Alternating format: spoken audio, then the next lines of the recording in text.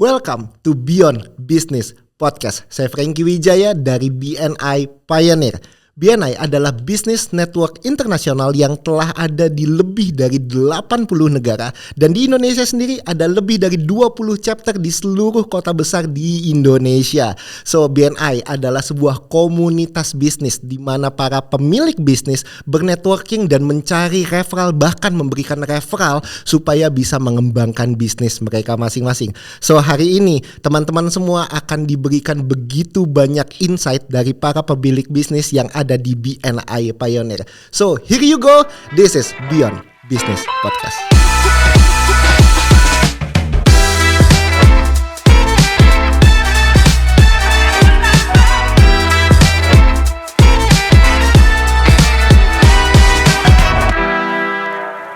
Welcome back, another episode di dalam Beyond Business Podcast di BNI Pioneer. Dan hari ini sudah ada Master of Psikotes Online dari BNI Pioneer, Bu Iren Guntur. Selamat pagi, siang, sore, malam. Selamat pagi, siang, sore, malam Pak Franky. Ya, Bu, pertanyaan Bu, di IG dirimu atau Instagram dirimu namanya adalah IG idolaku. Kenapa narsis banget Bu? Dan katanya itu udah lama banget ya? Iya, itu nama dari IG idolaku itu. Dari SMA sih. Dari SMA? Ya. Apa yang latar belakangnya itu Bu? Actually dulu saya di angkatan saya tuh punya banyak yang namanya Iren.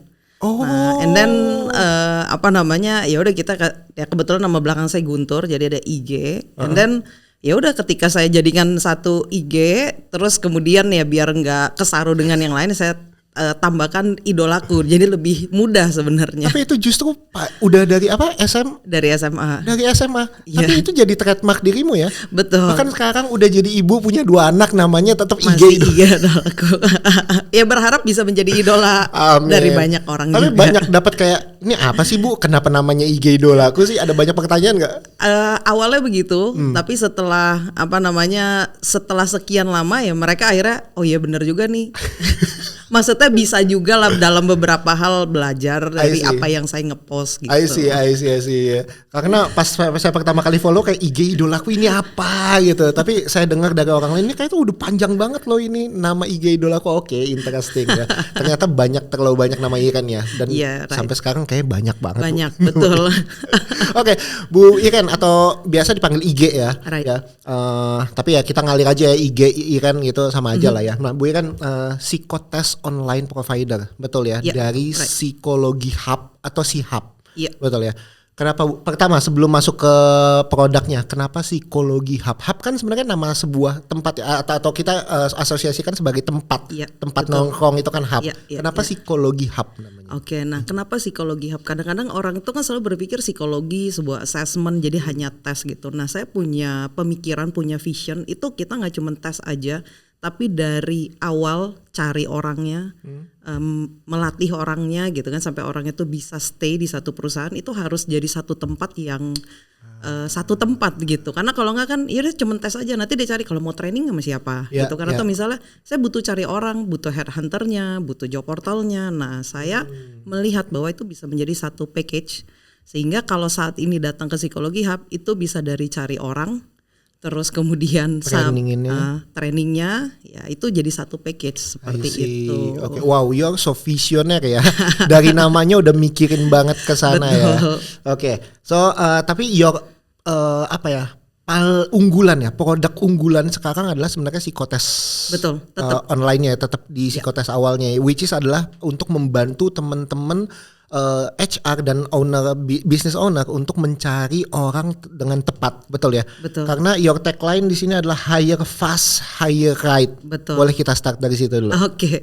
Jadi kalau produk unggulan dari Psikologi Hub adalah Career Match dan sebenarnya satu lagi ISTS. Nah, kedua produk ini tuh digunakan sebenarnya untuk filtering awal ketika melakukan rekrutmen. Nah, kadang-kadang HR itu kan misalnya terima nih 50 CV, 60 CV. Kalau mereka harus ngecekin satu-satu tanpa tahu orang yang udah mereka cekin CV-nya akan hadir di interview atau tidak, itu sangat membuang waktu. Nah, oleh karena itu Psikologi Hub hadir sebelum sampai ke tahap interview. Ya udah kita kirimkan dulu link tesnya. Karena di kami kan sistemnya unlimited. So mereka dikirimin dulu. Kalau mereka nggak kerjain aja di awal, itu udah tanda sebenarnya dia nggak Gak tertarik. minat banget. Dan kita nggak butuh baca CV-nya dulu seperti itu. Jadi ya itu salah satunya lah ya untuk filtering. Terus kenapa dibilangnya hire fast and hire right? Karena kan jadi lebih cepat ya. Biasa tuh rekrutmen bisa sekitar 36 hari. Nah ini kita bisa bikin lebih cepat karena dengan filtering tadi di awal. I see. Makanya your package selalu unlimited ya, karena berapapun yang daftar harusnya bisa di handle sama career match gitu ya. Betul, jadi bisa difilter dari awal. Misalnya contoh lagi cari sales, ya, kalau kita hanya lihat CV, pasti kan orang tulis yang bagus-bagus. Nah, dengan menggunakan assessment kita mendapatkan data objektif. I see. Oh bener nggak? Gitu. Ya. Bu, I want to dig down tentang your product career match karena aku pernah pakai dan it's really good. Cuma aku pengen tanya lebih jauh lagi, yaitu adalah as an HR, saya kan seorang HR dan belajar psikologi, a lot of psikotes sebenarnya Bu. Banyak sekali psikotes, baik itu yang konvensional maupun yang baru. Tapi kenapa Bu dirimu berpikir untuk membuat, karena career match itu dirimu yang buat, maksudnya buat dari scratch kan ya, benar-benar diteliti dari awal lagi, buat penelitian lagi sampai muncul outputnya namanya adalah psikotes namanya career match. Kenapa capek banget sih Bu mikirin dan kerjain itu semua di saat psikotes tuh banyak banget Bu sekarang ini. Iya. Oke. Nah, psikotes yang banyak itu biasanya durasinya panjang. Career match itu durasinya 5 sampai 10 menit. Sehingga akan jauh lebih membantu dan keberhasilan orang untuk ngisi juga lebih tinggi karena kan cuma 5 sampai 10 menit seperti itu. Jadi saat ini kita butuh alat tes yang cepat. Ya, jadi 5-10 menit dari HR ataupun business owner udah langsung bisa tahu nih orang yang tepat atau tidak begitu. Nah di dalam career match itu juga nggak karena cuma 5-10 menit jadi wah ini asal-asalan, bukan begitu. Tapi memang udah dipikirin gimana caranya biar 5-10 menit tapi tetap menggambarkan. I see. Jadi si career match itu ada 4 bagian. Nah 4 bagian itu yang pertama bicara tentang DISC sebenarnya. Oke. Nah kan orang biasanya mau tahu ya, misalnya HR jangan sampai dalam satu tim orangnya dominan semua atau orangnya I semua gitu kan. And then kemudian di bagian yang kedua itu kalau kita hanya tahu kepribadiannya, dokter ada yang dominance, orang finance ada yang dominance. Jadi itu nggak cukup cuman tahu DISC-nya. Dan kita masuk ke bagian yang kedua itu namanya ideal career. Nah ideal career ini bicara career apa yang ideal nih untuk kandidat tersebut. Sehingga kan bisa tahu ya walaupun dia dominan ataupun dia S ataupun dia C, tapi sebenarnya career apa yang ideal untuk dia. I see. Nah, jadi 2 itu aja udah bisa dalam 5 sampai 10 menit udah bisa filtering dengan cepat dan tepat. I see. Gitu. Oke. Nah, menarik karena namanya aja career match ya, atau bisa mematchingkan atau mencocokkan seseorang dengan pekerjaan tertentu. Tapi apakah rekomendasi ini kemudian, I don't know ya, ini aku coba muntahin dulu ya apa yang di kepala aku ya Bu Ikan ya. Apakah itu kemudian bisa jadi pembenaran bagi para HR ngerasa bahwa nggak dari tulisannya tidak direkomendasikan ya, atau bukan tidak direkomendasikan. Maksudnya kalau matchingnya bukan di area finance nih, akan dengan mudah dibenarkan bahwa ya udah kamu nggak cocok, atau ada hal di balik kan kita tahu bahwa sebenarnya psikotes itu sebenarnya cuma part of ourselves kan. Sebenarnya di belakang situ kan kita masih perlu dig down lebih dalam lagi. Nah, apakah dari situ aja bisa jadi sebuah pembenaran bahwa kalau tidak direkomendasikan artinya saya sama sekali nggak perlu ngelihat lagi orang itu, atau gimana? Nah itu tergantung dari prosesnya. Tapi kalau kita lihat dari posisi memang lagi rekrutmen, pasti udah kita langsung next kandidat. Kecuali memang ini kita berhadapan dengan seseorang yang lagi mencari sebenarnya saya tepatnya di bidang apa. Jadi sama kandidatnya. Tapi kalau sama HR ya udah kita langsung cari kandidat lain. Oke, yang benar-benar sesuai sama atau direkomendasikan dari sisi alat tes itu ya. Betul. I see. Dulu kalau nggak salah career match itu dilakukan untuk teman-teman yang mau cari karir. Benar nggak sih? Betul. Start awalnya dari situ kan ya? Start awalnya dari situ. Kemudian sekarang justru ke teman-teman yang mau masuk ke dunia kerja. Betul. Boleh diceritain nggak apa proses journey-nya? Oke, jadi dari 2011, jadi udah lumayan lama. Itu saya memang awalnya itu masuknya dari education. Nah, jadi membantu anak-anak SMA itu menemukan jurusan kuliah yang tepat. Nah, dari sana itu ada alat tes juga namanya Passion Track. Sampai saat ini memang kami bantu untuk teman-teman, atau itu adalah education produknya kami. Jadi itu terus jalan, kami bekerja sama dengan para sekolah. Nah, di tahun 2023 kami melihat bagaimana kalau yang udah salah jurusan.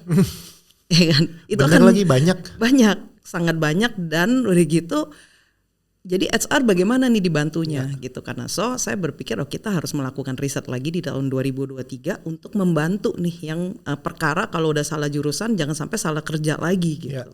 Ya arahnya sebenarnya asal muasalnya seperti itu. I see. Jadi ya yang ini tetap jalan, yang belum terlanjur salah, tapi yang udah terlanjur salah supaya nggak salah terus. Nah, kita bantu di career match ini. Wow, Gitu. luar biasa.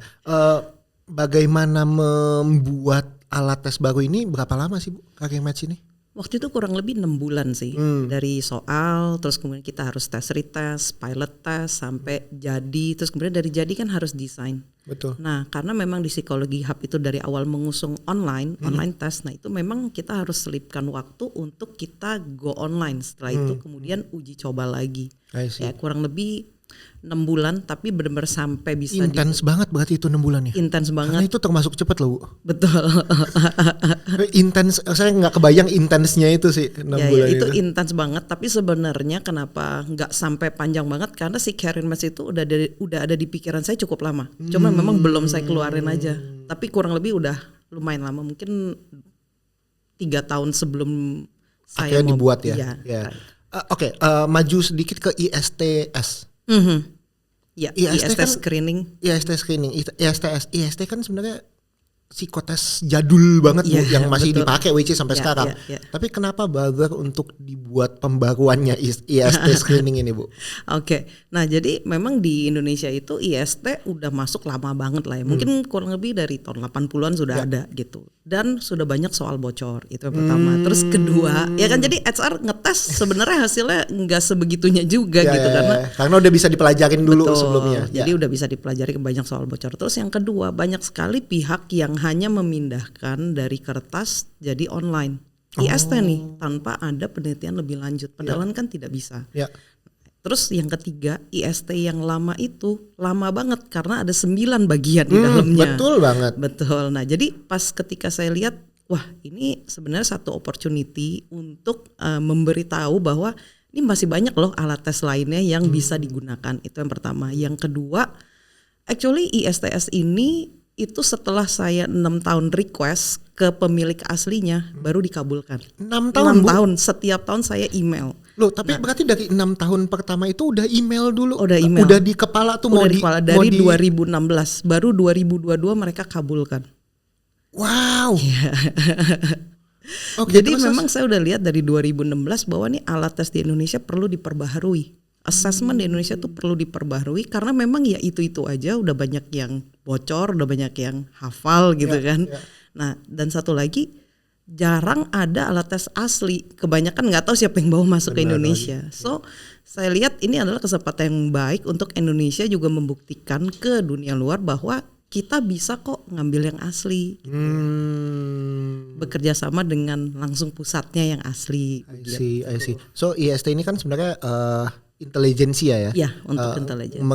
Melihat IQ atau intelligence seseorang, sedangkan career match adalah ngelihat kecocokan personal orang tersebut dengan pekerjaan atau karirnya ya. Betul. Dua tes ini adalah tes unggulannya dari si Hub atau Psikologi Hub, betul ya. Betul. Nah, tapi dari dua ini bisa dibilang dua ini adalah pintu gerbang atau bagian rekrutmennya. Ya. Betul ya. Nah, yang saya dengar dari si Hub kan juga ada kolaborasi dengan another researcher untuk kemudian punya alat tes untuk pintu lebih dalamnya lagi ya, yaitu untuk development. Ya, betul ya. Boleh diceritain nggak? First of all, kenapa kolaborasi sih Bu di saat semua atau seenggaknya yang saya kenal ya, cukup banyak psikotes online provider mereka benar-benar jalanin sendiri, kerjain sendiri gitu. Tapi dirimu ambil jalur yang sedikit berbeda nih. Satu research sendiri, bikin sendiri, tapi ada kolaborasi juga dengan researcher lain. Boleh cerita nggak? Jadi kalau di Psikologi Hub itu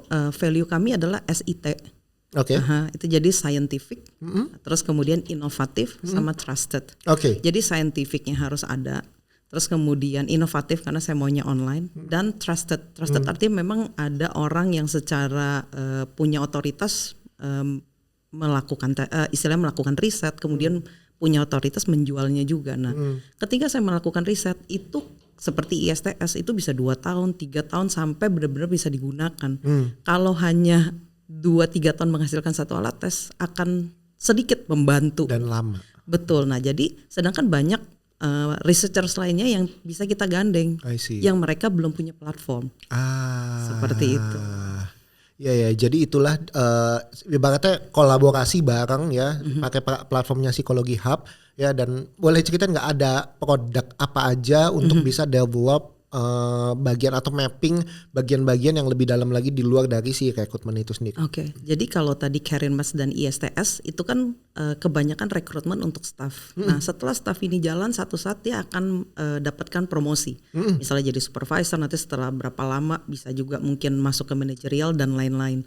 Nah, itu soalnya harus beda-beda. Nggak bisa soal yang dipakai untuk staff ketika dia mau supervisor ataupun mau masuk ke manajerial sama. Nah, sehingga yang saya kolaborasi adalah untuk bagian promosi ataupun sebenarnya untuk rekrutmen tapi langsung levelnya supervisor. Oke, level lebih tinggi ya. Betul. Nah, yang dilihat apa sih? Yang dilihat pasti kemampuan manajerialnya, leadershipnya, bahkan integritasnya. Itu salah satu USP-nya kita.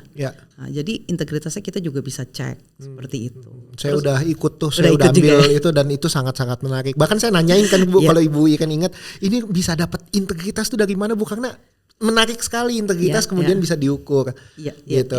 Oke, dan ada lumayan Ibu, maksudnya ada bagian operasionalnya sangat berbeda. Betul. Setiap divisi kalau kita mau masuk divisi operasional sama divisi sales ternyata alat tesnya bisa jadi berbeda. Betul. Gak dibuat sama persis gitu ya. Betul.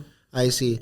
Oke, dan itu adalah produk kolaborasi ya. Betul. Produk kolaborasi. Untuk mapping dan juga mungkin recruiting posisi-posisi yang lebih tinggi daripada staff. Oke. Nah, ada satu lagi Bu sebenarnya produk baru nih yang dirimu juga kolaborasi, dan menurut aku udah jualin ini banyak lah karena aku nggak bisa loh, aku nggak bisa ngelakuin itu.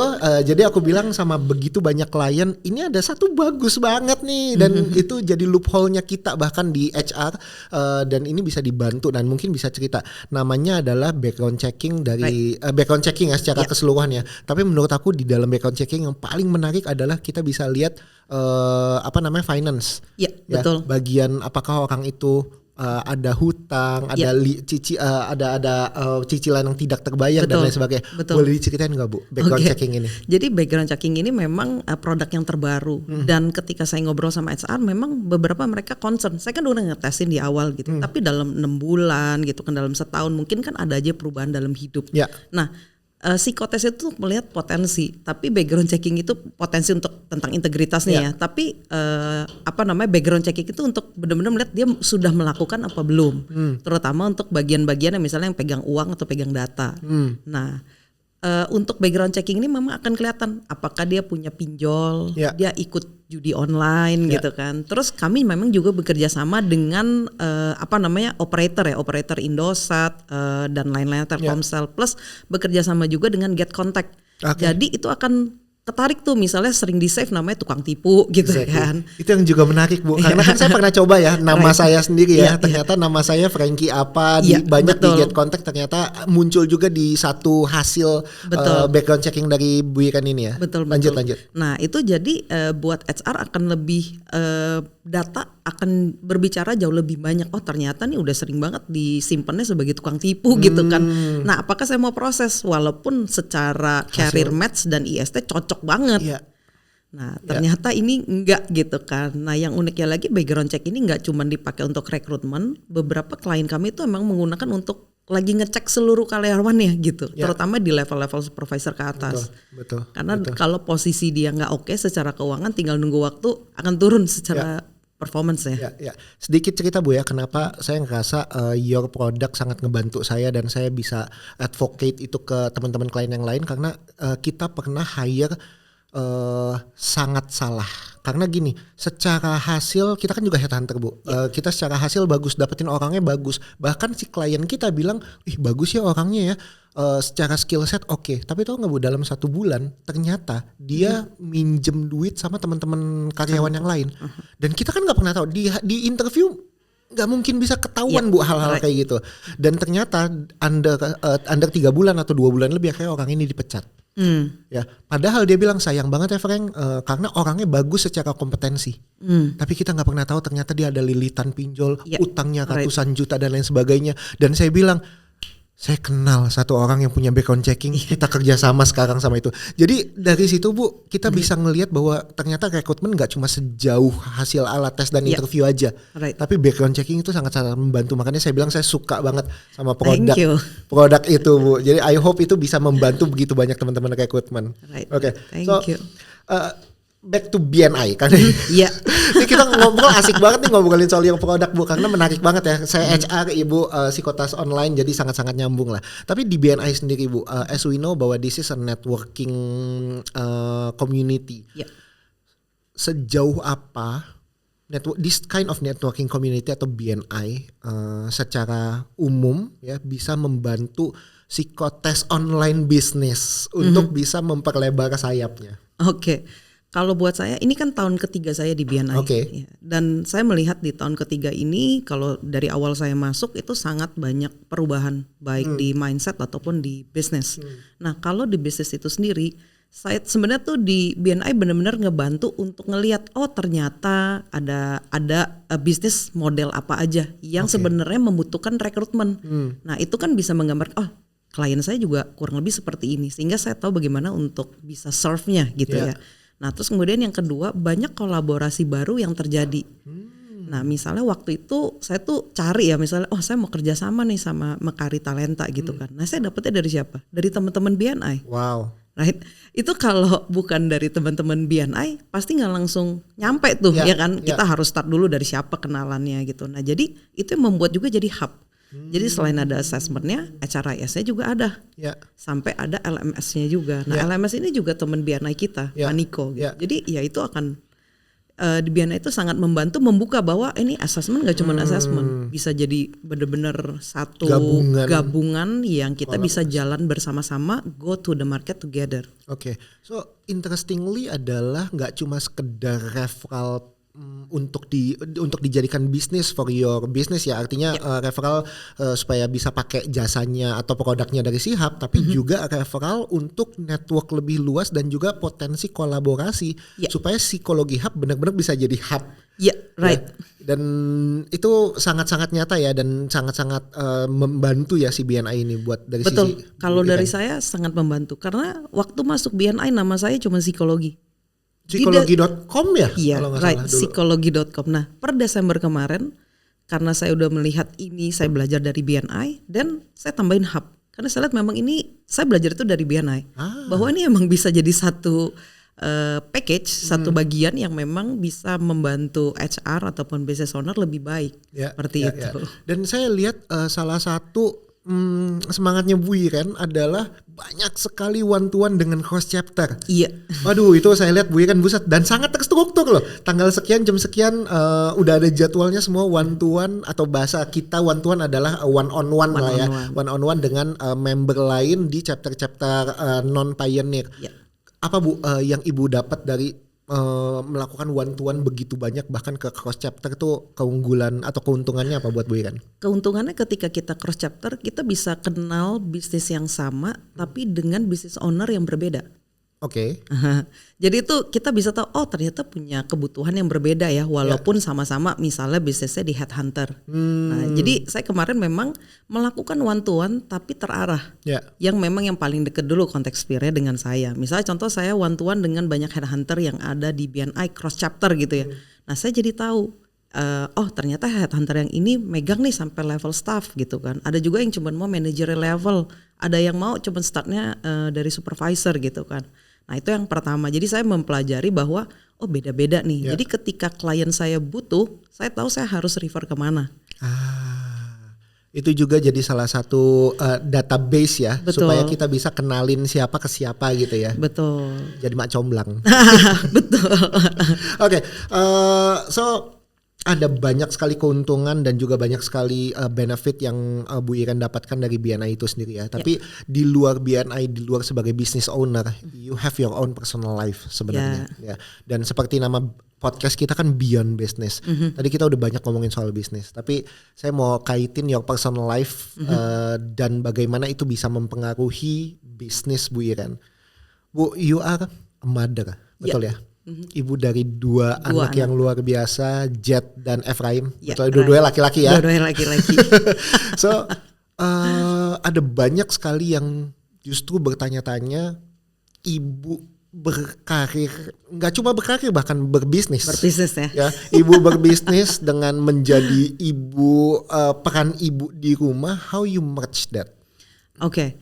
Nah, yang saya pelajari adalah motherhood makes me the leader I am today. Wow.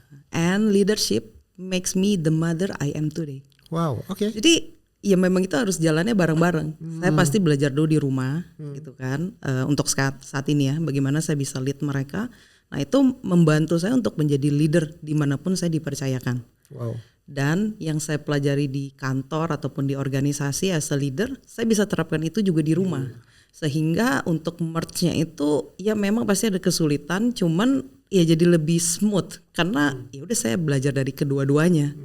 Gitu. Banyak orang bilang bisnis mah enak, kita bisa ngatur waktu sendiri sehingga punya banyak waktu di rumah dan lain sebagainya. Is that true? Nah, jadi kalau sebenarnya kalau berbisnis itu benar, kita lebih bisa ngatur waktu gitu ya. Tapi banyak waktu sebenarnya yang terpakai juga gitu ya.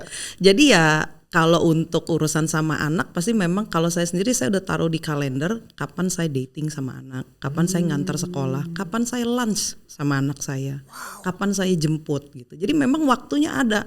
Tapi kalau waktunya kita isi semua sama bisnis, ya kita nggak akan punya waktu sama mereka. That's really good loh, karena saya juga belajar bahwa apa yang penting adalah yang tertera di dalam kalender kita. Betul. Kalau semua di kalender kita all about business, mungkin kita jadi nggak punya waktu buat keluarga. Betul. Tapi kalau kita mau punya waktu buat keluarga, sengajakan itu, makanya taruh itu di dalam kalender dan itu yang Bu Iren lakukan ya. Ya betul, jadi saya memang benar-benar biasa tuh tiap minggu sore saya review jadwal seminggu ke depan.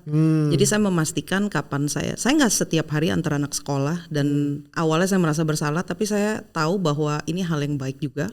Nah jadi ya saya taruh misalnya contoh tiap hari Jumat saya mau antar, terus kapan saya jadwal lunch sama mereka. Ya itu semua saya taruh dan memang my Google Calendar itu di-share ke my core team di kantor. Jadi memang mereka itu nggak bisa geser-geser jadwal sembarangan dan mereka tahu ketika saya misalnya hari Rabu jam 1 saya pasti lagi makan siang sama anak saya. Kecuali ada hal tertentu saya geser ke kiri atau hari lainnya. Tapi harus ada seminggu sekali. Ya. Gitu. Dan itu benar-benar disengajakan dari Bu Iren. Disengajakan betul. Apa dampaknya Bu yang Ibu rasakan sekarang ini as a mother and a leader di dalam bisnis? Nah kalau misalnya dampaknya itu adalah walaupun waktu saya banyak terpakai untuk di luar rumah, tapi saya tetap punya kedekatan dengan anak. Wow. Nah jadi ya masih bisa ngobrol karena ketika saya anterin anak ke sekolah, saya biasanya pick satu topik yang saya mau bahas. Jadi nggak cuma nganterin terus diam. Wow. Jadi ya saya nganterin, saya ngobrol. Bisa dari yang ringan, misalnya sekarang who is your best friend? Ya dia jelasin kenapa kamu suka temenan sama dia gitu. Ya kadang-kadang ada topik sulit karena anak saya yang pertama udah umur 8 tahun. Dia pernah nanya sih waktu saya anterin ke sekolah, Mami kapan orang itu siap menikah? Gitu. Ya kan saya lagi sambil nyetir saya berpikir juga ya kapan gitu. Tapi saya pikir bagus dia bertanya ke saya duluan gitu kan.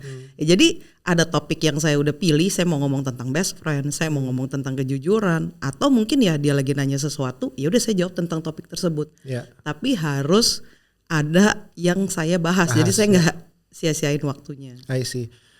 Jadi bisa dibilang jangan sampai merasa bersalah ketika seorang ibu berkarir atau berbisnis selama pada akhirnya keluarga juga tetap bisa jadi prioritas karena disengajakan ada di dalam kalender. Dan itu menjadi sebuah value yang Bu Iren mungkin mau sampaikan atau mau ajarkan bahwa walaupun berkarir 9 sampai 5 tapi kan bisa makan malam bareng, tapi itu disengajakan, jangan sampai itu digeser sama kepentingan kerjaan gitu ya. Betul. Dan biasanya tiap malam juga kami baca buku. Ya mungkin seminggu 6 kali lah ya. Itu pasti baca buku. Satu kalinya karena saya pergi dating sama suami. Itu juga masuk kalender. Wow, nice. Ya yang 6 kalinya itu bisa baca buku sih sama mereka. Karena dengan baca buku kan ngobrol. Nah jadi saya sangat jarang ambil meeting, training atau apapun di malam hari dari jam 6 sampai jam 9. Karena saya biasa ya dinner, terus ada jam untuk baca buku, ngobrol sampai mereka tidur. I see. Wow. Gue kan bagus banget menurut saya your value dan bagaimana ternyata yang tadi Bu bilang ya, your motherhood makes me the leaders and the leader today makes you as a mother ya di rumah ya. Jadi itu semua nggak bisa dipisahkan, tapi bisa terintegrasikan menjadi seorang ibu, menjadi seorang istri, menjadi seorang pemimpin di perusahaan, itu kemudian bisa bergabung jadi satu dirimu dan tetap bisa jalanin bisnis dan juga tetap dekat sama keluarga. Bu, kayaknya semua ceritanya mulus, lurus gitu. Pernah nggak sih Bu? Ini pertanyaan saya terakhir. Pernah nggak sih Bu dalam berbisnis atau ya mungkin lebih ke arah bisnis ya, gagal Bu? What's your failure story? Oke, nah sebelum masuk ke ke bisnis soal gagal, mungkin saya ngomong dulu ya kalau tentang keluarga, tentang pengaturan waktu dengan anak-anak itu. Kita harus punya mindset bahwa nggak ada tuh yang namanya balance in life. Good things. Good. It is a myth. Yeah. Nah itu yang saya taruh di dalam pikiran saya sehingga saya bisa mengeluarkan rasa bersalah sebagai seorang ibu dan seorang istri yang nggak bisa terus 24 jam sama mereka. Yeah. Ada kalanya bisnis saya lebih membutuhkan saya, ada kalanya anak-anak saya lebih butuh saya gitu. Sehingga ya memang nggak pernah balance. Jadi karena saya taruh itu dan tahu nggak pernah mulus, so ya udah jalan aja tanpa perlu tahu bahwa ini masing-masing harus 25% itu nggak ada. Betul.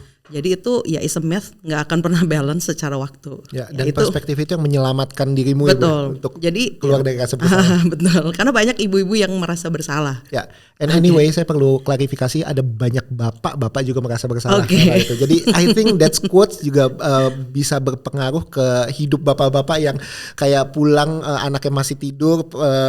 Pergi anaknya masih tidur, pulang kadang-kadang anaknya masih tidur. Intinya adalah disengajakan ada jadwal-jadwal supaya pada akhirnya tetap bisa main, ketemu dan lihat perkembangan anak-anaknya dan juga bersama dengan pasangan gitu ya. Betul.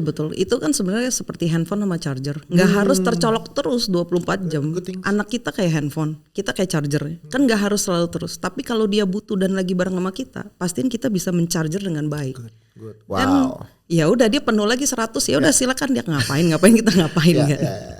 Oke. So itu yang tadi. How about your failure story? Oke, kalau failure story sebenarnya banyak. Cuman tadi saya keingat itu Psikologi Hub ini setup saya yang ketiga. Jadi Psikologi Hub berapa tahun sudah total? Dari 2021 berarti tahun keempat. Tahun keempat 3 kali setup Bu? Setup pertama tuh 2013. Terus di 2014 atau 15 tuh setup kedua dan setup ketiga di 2021. Oke. Iya. Oke, berarti 2021 itu baru setup ketiga. Jadi benar-benar nama Psikologi Hub dan dengan setup yang baru itu 2021. Oke. What happened Bu? Oke, jadi sebenarnya mungkin bukan failure ya, ada failure ya, tapi sebenarnya kalau saya lebih lihat sekarang ke belakang, ini ada hal yang berharga nih. Jadi waktu setup saya yang pertama sama nih temanya tentang assessment semua gitu ya. Itu semuanya psikolog. Oke. Dan saya lihat jalannya jadi lambat ya, karena kan kita semua satu bidang, ya kan. Jadi ya tapi ya karena satu bidang, ya jadinya perspektifnya cuma satu, gitu kan. Nah terus masuk di 2014-15 lah ya kurang lebih. Nah itu ada datang partner yang baru, dari partner yang lama tetap ada yang mau join, ada juga yang nggak bisa ikut. Nah masuklah di setup kedua, tapi ini lebih mix. Mixnya itu ya ada psikolog, ada 2 pebisnis gitu kan. Nah jalan banyak udah bertumbuh cukup besar, tapi di 2017 saya exit. Nah saya exit tuh bukan yang gimana-gimana, karena memang posisi saya waktu itu baru punya anak pertama. Begitu. Jadi 2017 sehingga saya harus konsen sama anak saya yang pertama, tapi di sana ya memang saya pasti failure tadi saya merasa jadi waduh ini karena anak saya jadi nggak bisa berkarya gitu. Padahal saya lagi seneng-senengnya sama setup kedua gitu kan, lagi tumbuh besar dan sebagainya. Kenapa tumbuh besar?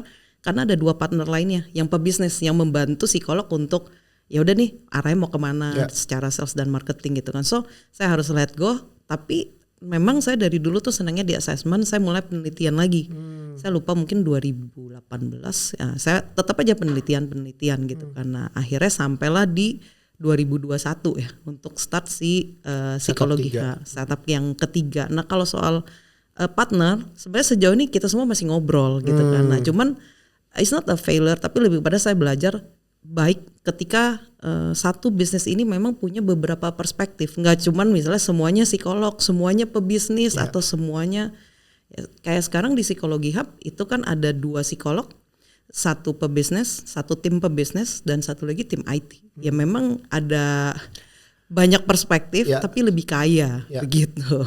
I see. Oke, jadi maybe that's not a failure yang benar-benar gagal gitu lah, tapi tershaping setup demi setup dan kalau bisa dibilang zaman 2018 itu your new season dan pasti anak kedua juga new season lagi dong, pasti harus ada masa hiatus lagi sementara gitu, pasti ada di situ, tapi pada akhirnya dari setup demi setup you learn a lot bahwa partnership bukan tentang kesamaan tapi perlu ada perbedaan towards one vision ya. Jadi kalau semuanya sama, visinya nggak sama, ya akan berantakan juga anyway kan ya. Dan walaupun berbeda, tapi visinya nggak sama juga berantakan juga. Tapi sekarang justru beda-beda orang-orangnya, tapi visinya bareng, semua juga bisa jalannya jauh lebih baik, jauh lebih mulus. Betul, jalannya lebih baik tapi tidak mulus. Kenapa? Karena semua orang punya my partner punya kepentingannya, and then mereka punya perspektifnya yang saya di tengah-tengah untuk bisa bangun jembatan sebenarnya. Jadi ya punya kesulitan tersendiri, tapi jadi jalannya lebih cepat sebenarnya. Oke, wow.